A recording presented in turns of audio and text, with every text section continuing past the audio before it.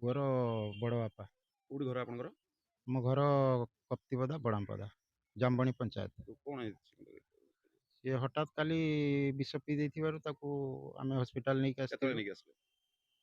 ରାତି ପାଖାପାଖି 2:30 ବେଳେ। ଦେଇକି ଆସିଲା ପରେ କଣ ହେଲା ଟ୍ରିଟମେଣ୍ଟ? ଆସିଲା ପରେ ଫାଷ୍ଟ ଟ୍ରିଟମେଣ୍ଟ ତ ତାଙ୍କୁ କିଛି ସମୟ ଆମେ ଓପିଡ଼ିର ଟିକେଟ୍ କଲା ପରେ ତାପରେ କେହି ନଥିଲେ।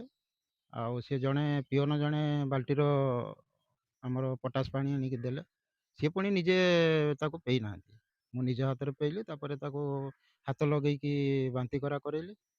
ତାପରେ ସେଠୁ ଆସିଲା ପରେ ଆମର ମେଡ଼ିସିନ ୱାର୍ଡ଼ରେ ସେ ସେଠି ଗୋଟେ ଇଞ୍ଜେକ୍ସନ୍ ଦେଇଥିଲେ ସାଲାଇନ୍ ମାଧ୍ୟମରେ। ଇଞ୍ଜେକ୍ସନ୍ 15 ମିନିଟରୁ 20 ମିନିଟ୍ ଭିତରେ ଚାଲିବା ପରେ ସେମାନେ ରେଫର ଲେଖିଦେଇ ସାରିଲେଣି ସେତେବେଳକୁ। ତାପରେ ଆପଣ ବାରିପଦା ନେଇଗଲେ? ନା, ଆମେ ବାରିପଦା ନେଇନଥିଲୁ। ତାପରେ 15 ମିନିଟ୍ ପରେ ଯେତେବେଳେ ଆମ୍ବୁଲାନ୍ସକୁ ଆମେ ଫୋନ୍ କରିଥିଲୁ, କହିଲେ ଆମ୍ବୁଲାନ୍ସକୁ ଫୋନ୍ କରନ୍ତୁ, ଆସିଲେ ଆପଣ ବାରିପଦା ନେଇଯିବେ, ଆମେ ରେଫର କରିସାରିଛୁ। ମୁଁ କହିଲି ଆପଣ ସାଲାଇନ୍ଟା ଦେଇଛନ୍ତି କିନ୍ତୁ ଦେଖିନାହାନ୍ତି ପେସେଣ୍ଟକୁ, ପୁଣି ତା କଣ୍ଡିସନ୍ କ'ଣ ଅଛି, ପୁଣି ବାରିପଦା ନେଇକି ଯିବା? କହିଲେ ନା, କିଛି ଅସୁବିଧା ନାହିଁ, ଏଠି ଡକ୍ଟର ନାହାନ୍ତି, ତେଣୁ ଆପଣ ବାରିପଦା ରେଫର କରିଦେଉଛେ, ବାରିପଦା ନେଇଯିବେ। ତାପରେ ଆମ୍ବୁଲାନ୍ସ ଆସିଲା ପରେ ଯେତେବେଳେ ସେ ଆମ୍ବୁଲାନ୍ସ ପିଲା ଯାଇକି ତାକୁ ଉଠାଇବାକୁ ଯାଇଛନ୍ତି, ତାର ପଲ୍ସ ଟିକେ ନରମାଲ୍ ଥିଲା। ତାପରେ କହିଲେ ଡକ୍ଟରକୁ ଡାକିକି ଆଣନ୍ତୁ, ଆଉ ସେ ଦେଖିନେବେ।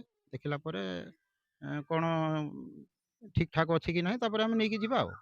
ତାପରେ ଡକ୍ଟର ଦେଖିଲା ପରେ କହିଲେ ପେସେଣ୍ଟ ଡେଥ୍ ହେଇଯାଇଛି। ଆଚ୍ଛା, କେତେ ସମୟ ତଥାପି ଏଠି ଚିକିତ୍ସା ହେଲା? ମାନେ ଆପଣ 2:30 ବେଳେ ଆଣିଥିଲେ କହୁଛନ୍ତି ଚିକିତ୍ସା ରାତି, ଚିକିତ୍ସା ଅତି ବେଶୀଟା 45 ମିନିଟ୍ ହେଇଛି। ମାନେ 45 ମିନିଟ୍ ପର୍ଯ୍ୟନ୍ତ ସେ ଉଦଳା ହସ୍ପିଟାଲରେ ଥିଲେ? ଥିଲେ। ଗୋପାଳ ନାଁଟା କଣ କହିଲେ? ଦୁର୍ଗା ନାୟକ, ଇଏ ଯୋଉ ଡେଥ୍ କରିଛନ୍ତି କଣ? ରୁନୁ ନାୟକ, ଆପଣଙ୍କର କଣ ହେବେ? ମୋ ଝିଅ। କଣ ହେଲା କଣ କାଲି ରାତିରେ? ରାତିରେ ନୁହେଁ, ସକାଳ ଆଜି ସକାଳୁ? ସକାଳୁ 8ଟା ଖଣ୍ଡେ ଟାଇମ୍ରୁ ଏମିତି ତାର ମୋବାଇଲ ଫୋବାଇଲ ଟିକେ ଛଡ଼େଇ ଆଣିଲା ବେଳକୁ ତାର ମାନେ ଜୋର ଜବରଦସ୍ତି କରିକି ଘରେ ଗଳି ଯାଇକି ତାର ବିଷ ମାନେ କବାଟ ମାରି ଦେଇଥିଲ? ହଁ, କବାଟ କି ମାରିଦେବ। ବିଷ ଖାଇଲେ ଆପଣଙ୍କର?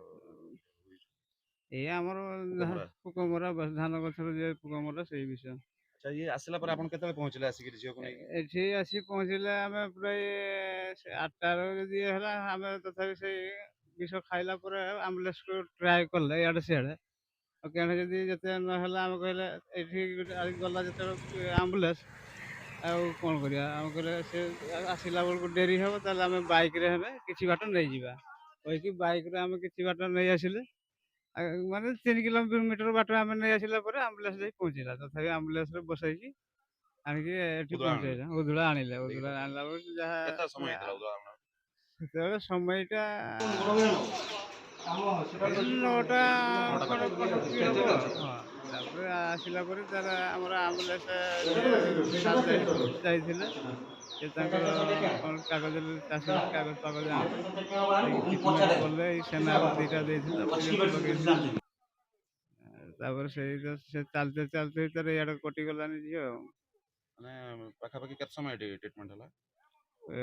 ପାଖାପାଖି ଘଣ୍ଟେ ଖଣ୍ଡେ ହେବ। ଆଉ କେତେ ହେବ ସେଇ ଘଣ୍ଟେ? ସେଟା ଆମେ ସାର୍ କହିପାରିବାନି। ତାର ଗଭର୍ଣ୍ଣମେଣ୍ଟ ଦେବ କି ଆମେ ଦେବ, ଆମେ କହିପାରିବା। ଆମ ହାତରେ ତ ପଇସା ନାହିଁ, ଗରିବ ଘର ଲୋକ, କୌଣସି ସୁଧ। ବର୍ତ୍ତମାନ ସୁଦ୍ଧା ଆପଣଙ୍କୁ ବ୍ୟବଚ୍ଛେଦ ପାଇଁ କଣ କହିଲେ, ନେଇକି ଯିବା ପାଇଁ ବାରିପଦା? ନା କିଛି କହିନାହାନ୍ତି? କିଛି କହିନାହାନ୍ତି। ସେମାନେ ତାଙ୍କର କହୁଥିଲେ, ଆମେ ଧରିକି ରହିଛେ ଯାହା। ଆଚ୍ଛା, ଏଇଟା ଆପଣଙ୍କ ତାଙ୍କର ନିଜ ଖର୍ଚ୍ଚରେ ନେବେ ନା ଗଭର୍ଣ୍ଣମେଣ୍ଟ ଖର୍ଚ୍ଚ ଦେବ? ସେଇଟା ଫାଷ୍ଟ କହିଥିଲେ ନିଜ ଖର୍ଚ୍ଚରେ ନେବା ପାଇଁ, କିନ୍ତୁ ବ୍ୟବଚ୍ଛେଦ ପାଇଁ ଯୋଉ ନେଇକି ହଁ, ଯିବେ? ଆମର ଏଇ ପୁଲିସ ପ୍ରଶାସନର ଟିକେ ମାନବତା ଥିବାରୁ ମୁଁ ଯେଟା ବର୍ତ୍ତମାନ ଶୁଣିବାକୁ ପାଇଲି, ଆଉ ଆମର ଉପର ସାର୍ କିଛି ଚିଠି କରିଛନ୍ତି ଥାନାକୁ। ସେ କହିଲେ ଯେ ଥାନାବାଲା ତାଙ୍କ ଦାୟିତ୍ୱରେ ନେଇକି ଯିବେ, ସେମାନେ ନେଇକି ଆସିବେ। ମାନେ